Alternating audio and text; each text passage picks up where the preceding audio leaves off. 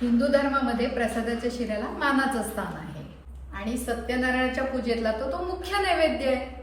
प्रसादाच्या शिऱ्यातलं जे साहित्य असतं ते सव्वाच्या प्रमाणात असतं, कारण ते शुभ आणि समृद्धीचं प्रतीक असतं.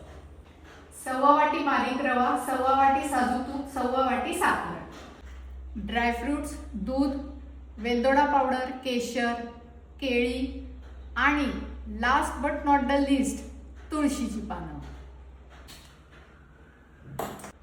कोरडा रवा भाजून घेऊ. बारीक गॅसवर लालसर रंगाचा होईपर्यंत रवा भाजून घ्यायचा आहे. 8-10 मिनिटं झालेली आहेत. रवा लालसर भाजून झाला आहे. काढून घेऊ.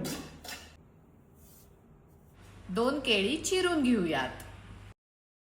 थोड्याशा तुपामध्ये ड्रायफ्रुट्स आणि केळी तळून घेऊयात.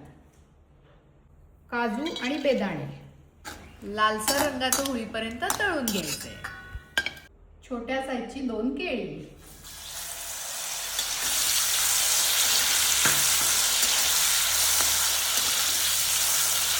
एखाद मिनिटच तळायची.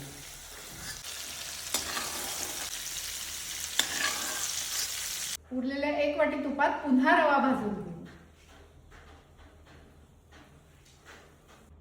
रवा 1.25 वाटी आहे, त्याच्या दुप्पट म्हणजे 2.5 वाट्या दूध आपण गरम करत ठेवू.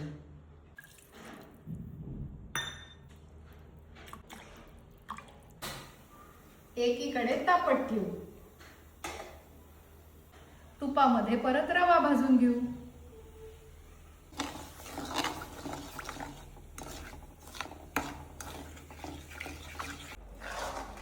रवा व्यवस्थित लाल झालेला आहे. आता त्याच्यामध्ये दूध घालूया.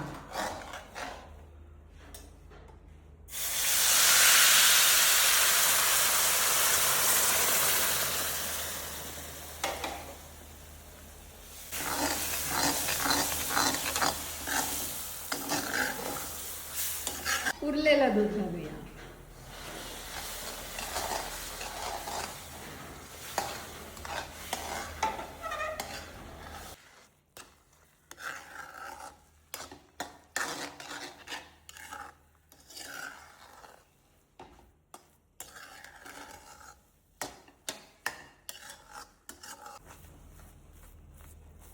परफेक्ट टेक्स्चर आलंय.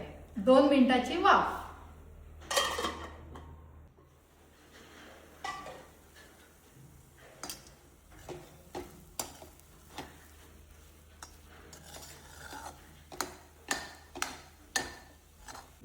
आता साखर.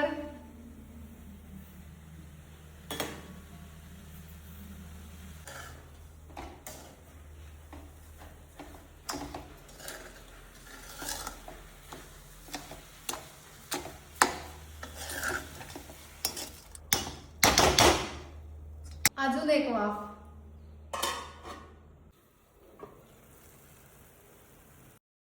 आहा, घमघमाट सुटलाय. केळी, ड्रायफ्रुट्स,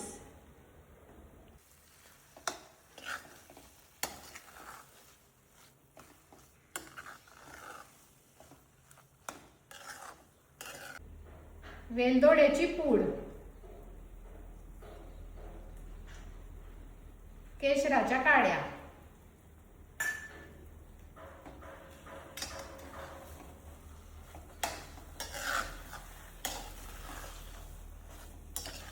प्रसादाचा शिरा करताना नामस्मरण करावं, म्हणजे पॉझिटिव्ह एनर्जी येते आणि दैवी चव येते.